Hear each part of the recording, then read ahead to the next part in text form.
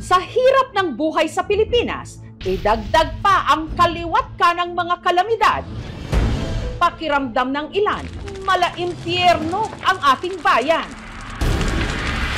Guys, tingnan nyo. Umaapoy na siya, lumalagat na. Ayan. Ay, ayan na. Wala, lumiyap. Ay, ayan na. At kung pagbabasehan ang napuntahan ni Nelson, parang nasa Pilipinas nga raw ang pinto patungong impyerno. Grabe, umaapoy talaga. Sa napuntahan niya kasing isang liblib na gubat, may isang bahagi ng lupa roon na nagliliyab. Talagang umaapoy ka agad, hindi na siya talagang sinindihan. Nagluto po kami doon ng itlog. Kumukulo na siya, guys. Diba? Sa gitna ng isang disyerto sa bansang Turkmenistan, may isang hukay na nagliliyab ng tuloy-tuloy mula pa noong 1971. Kaya binansagan itong Gates of Hell. Nasa Pilipinas nga rin kaya ang isa pang lagusan patungo sa impyerno? Ayon sa nakausap ni Nelson, ang maituturing na di umano Gates of Hell sa Pilipinas matatagpuan sa bayan ng Rizal, Occidental Mindoro. Yung lugar na yun ay napaka-delikadong puntahan lalo kung mag-isa ka lang. Kaya sa pagsadya niya rito, nagpasama si Nelson sa kaibigan niyang si Ker. Naisip ko, totoo ba talaga ito? Nitong Abril, nag-trek sila paakyat ng bundok. Ang trail, napakasukal. Grabe. Sobrang tinik, tingnan nyo. Aray! Makalipas ang 2 oras, narating nila ang bahagi ng gubat kung saan ang lupa at ang halaman sa paligid nito tuyong-tuyo. Senyales na raw ito na malapit na sila sa kanilang pakay. Ayan. Unti-unti na nilang hinahanap yung kumukulong lupa. Baka mamaya matapakan natin dito ay malusbot tayo. Hanggang sa meron na silang naispatan. Saan? Saan? Santil mo. Umaapoy? Ay, umaapoy nga. Oh my God. Kinalabutan ako, guys. Ito na, guys. At nung lapitan na nila ito, Umaapoy talaga siya. tumambad sa grupo ang nagliliyab na lupa. Talagang umaapoy ka agad, hindi na siya talagang sinindihan. Sobrang lakas talaga ng apoy. Naaktuhan namin na lumalagablab talaga yung apoy. Grabe, umaapoy talaga. Meron din daw sila na amoy. Grabe, amoy gas. Naamoy po namin yung gas mismo. Nagluto po kami doon ng itlog. Yan guys, naglaga tayo. Pa. Kapilong. Laga tayo ng itlog, guys. Para mapatunayan sa inyo na hindi fake. Kumukulo na. Mga 3 minutes po kami nagluto ng itlog. Oh, di ba? See? Kwento ng kanilang guide na si Totoy, matagal na raw nilang alam ang tungkol sa nagliliyab na lupa. Nung maliit pa ako, andyan na yung bundok na yun na maapoy. Liliyap pa rin siya. Oh, ayan oh. Yun po ang naging dahilan kung bakit tinawag na panlabayan. Labay, ibig sabihin sa Tagalog, apoy. Nung una, ikinabahala raw nila ito. Grabe, umaapoy talaga. Kanyang katabi gubat, tapos kung malakas pa po ang amihan, ay posible pong magkaroon ng sunog sa gubat. Kahit lagyan natin ng init. Tinatabunan po namin ng lupa, pero humahanap po talaga siya ng singawan. Kalaunan, sa halip na mangamba, kanila itong pinakinabangan. Diyan kami nagluluto ng sinaing. Talagang naluluto po naman.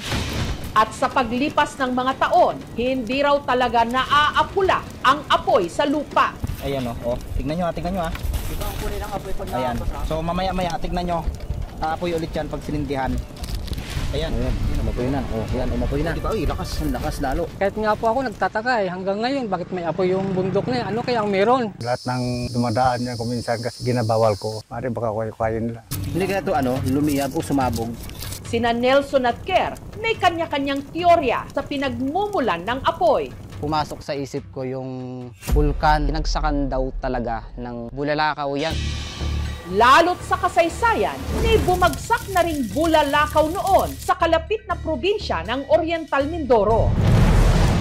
2 buwan makalipas ang una nilang pagpunta sa sityo, muling binalikan ni Nelson at Ker ang lugar. Dahil umuulan nung araw na yon, ang trek mas naging mapanghamon. Pero pagdating nila roon, Mismong kami nabigo dahil pagdating namin doon, walang apoy. gayunman, Grabe oh, amoy ano talaga, ibang klase ah. Ramdam namin at naamoy talaga namin yung tindi ng usok. Parang sumisipol siya, tapos maamoy mo yung gas. at nung sinubukan daw nilang sindihan ang bitak ng lupa kung saan lumalabas noon ang apoy, So ayan na. Grabe, nagulat kami. Pag sindi ng lighter talagang doon sumiklab. Ayan na. Ay, ayan na. Grabe. Grabe, tignan nyo naman. Buhay na sila ulit. pero bakit nga ba nagliliyab ang lupa? Narito nga ba sa Pilipinas ang lagusan patungong impyerno? Oh my God! Kinalabutan ako guys. Guys, tingnan nyo. Umaapoy na siya, lumalagas na. Bubuksan na natin ang pinto ng kasagutan sa aming pagbabalik. Ayan na! Wala, lumiyap. Ayan na.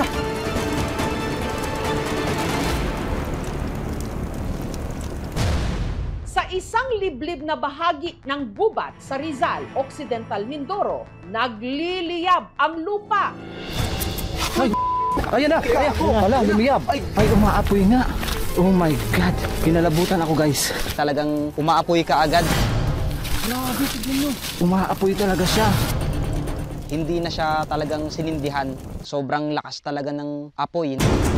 At sa tinagal ng panahon, hindi raw ito naaapula. Ayan oh. Tignan nyo ah. Apoy ulit yan pag sinindihan.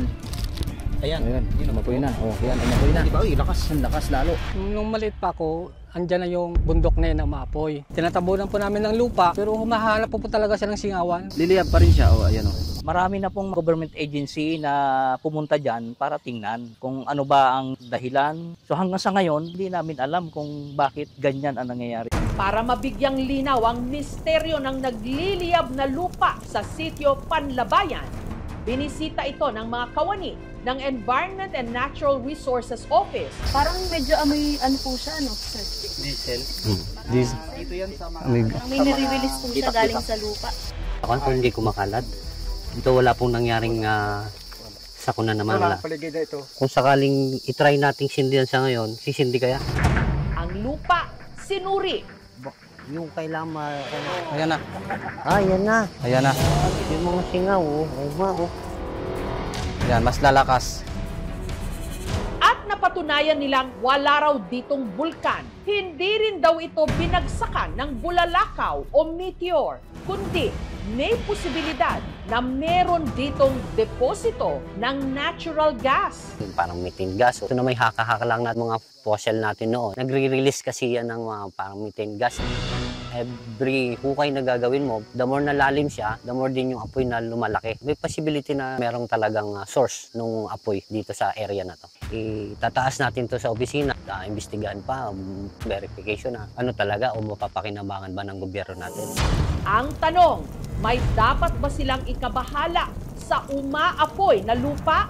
Sa hinaba-haba ng panahon yan ay naandyan na wala pa kaming narinig na naging prone ng wildfire. Makikipag-coordinate tayo sa barangay, sa municipality of Rizal na nakakasakop sa area na to para mabigyan natin ng kung ano yung precautionary measure para hindi kumalat. Kung yan ay matutukan ng ating ahensya ng gobyerno at mayroong posibilidad na yan ay magiging isa sa resources ng teknolohiya, ay maganda. Ang laki talagang tulong yan sa tao kung yan talaga ay magagamit sa pang-araw-araw na buhay ng mga residente.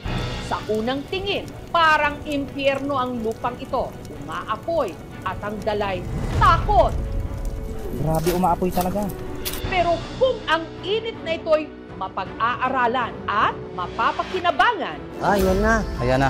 Yung mga singaw, baka sa ilalim ng apoy na kinatatakutan, may nakatagong biyaya na pwedeng gawing liwanag. Minsan, ang inaakalang impyerno, pwedeng may dala palang langit.